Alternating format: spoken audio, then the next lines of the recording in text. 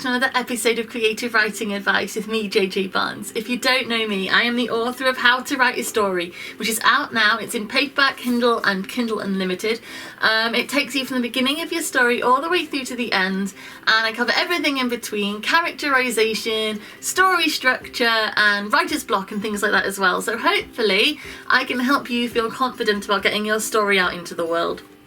Over here on YouTube, I do a writing advice series where I take different pieces of writing advice, different tips, tricks, techniques, break them down, and hopefully give you the inspiration and confidence you need to use them in your own story. So today I'm going to be talking about reasons to isolate your protagonist. So your protagonist is the main person in your story. They are the reason you jump into your story. They are the reason you write. You are following them on their journey. So what makes them a protagonist is you, at the beginning of your story, you give them the inciting incident. So they become motivated. There's something in their life that they aren't satisfied with or want to change, something they want to stop happening because of the effect it will have on them and their lives, right?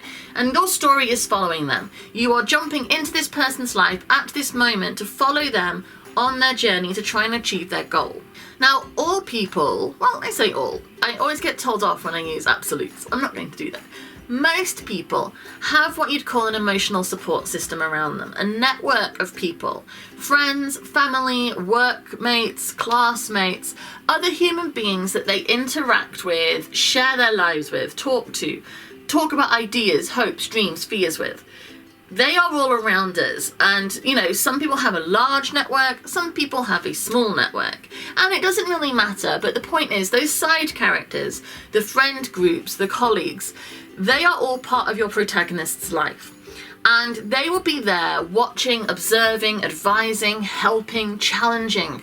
So as your protagonist goes on their journey to achieve their goal, they've got people with them.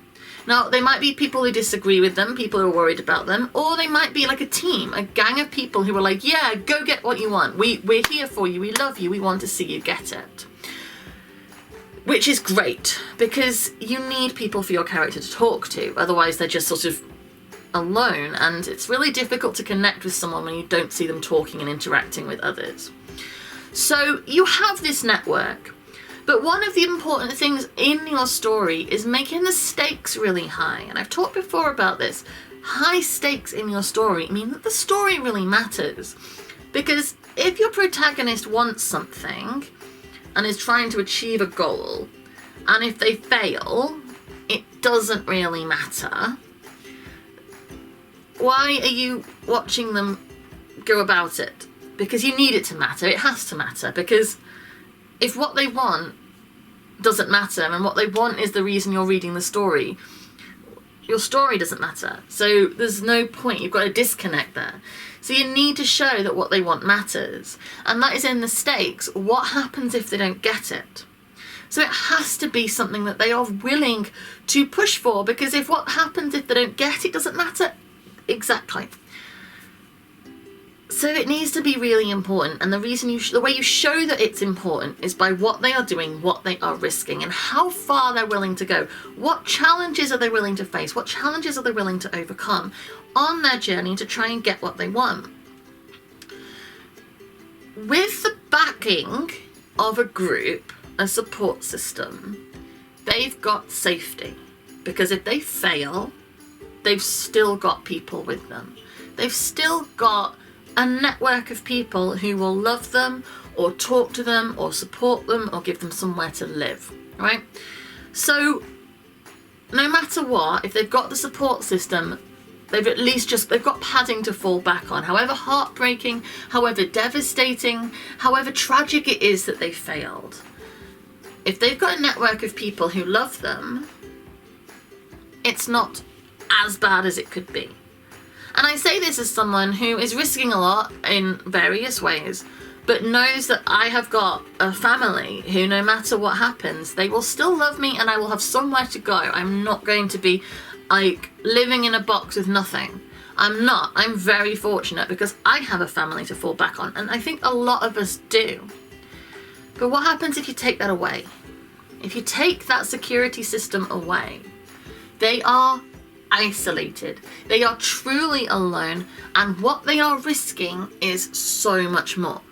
Because if they are risking it because of what they want, and they have no security blanket to fall back on, they have no network, they have no support system, they are truly alone, what they are risking is significantly more. The stakes are instantly raised, and the fear of failure will really be strong. So your audience is then going to see, like, right, this really matters, because if they're still risking it and they're still pushing for it and they have nobody, it really matters. And if you've built up the care in this character, which, you know, I've talked before about how to do that, but the point is, through your writing, you've made your audience care about this person. You've made them root for them, want what they want. If you're reading a story and a person you really, really care about and really want to achieve a goal is just left completely alone, and the risk of failure is so much stronger, that is going to draw you in, and you are going to really care, because the fear of them failing is immense. And the taking away of that support system at the end, it's going to be the push, because they're like, now I have the choice. I either, nope, can't do it, it's too hard, I'm not going to push, or they're going to use that as the absolute driving force behind them, the kicker, the no, I cannot lose this too. I've lost everything, I can't lose this too.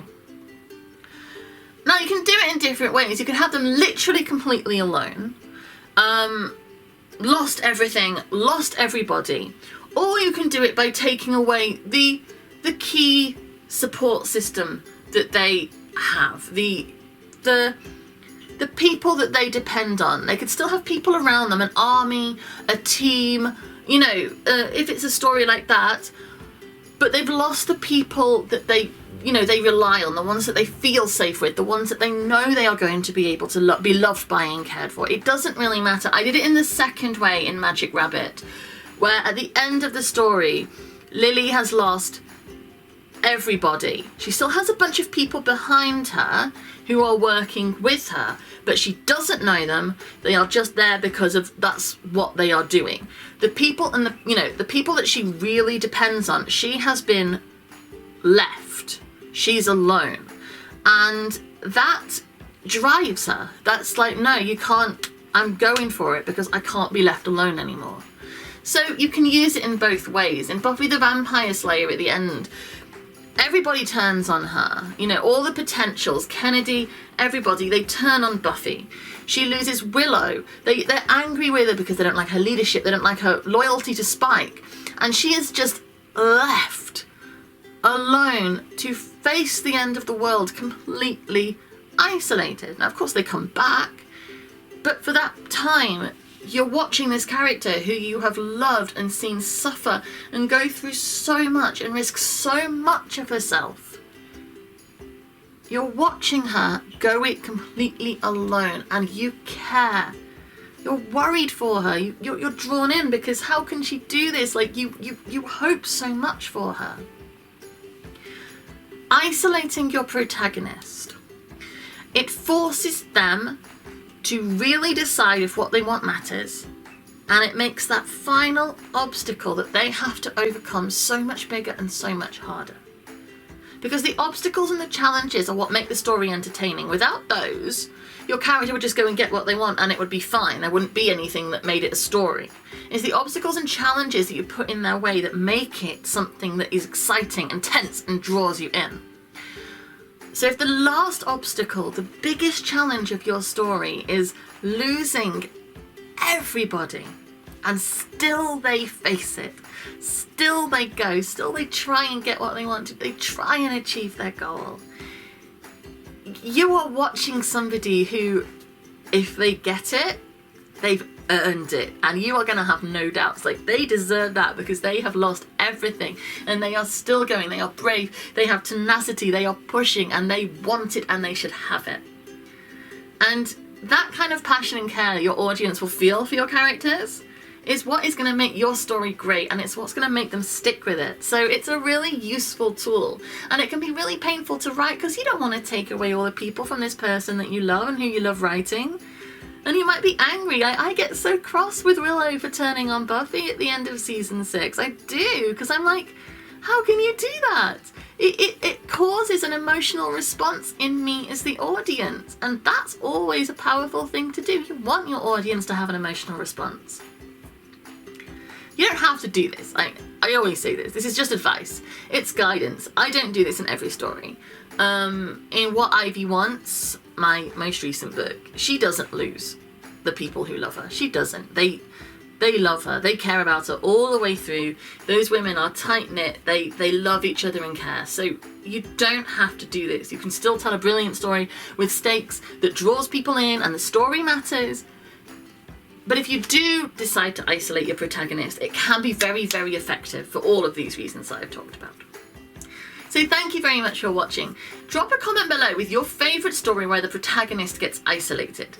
There are loads, like I've mentioned a couple obviously, but talk to me about them, because I always say when you reference different stories and different examples, it just makes it easier to follow. The more you see it, the more it makes sense. So I'll reference one or two in a video, and then someone will suggest others, and I can do a blog with them or do another video where I talk about them again.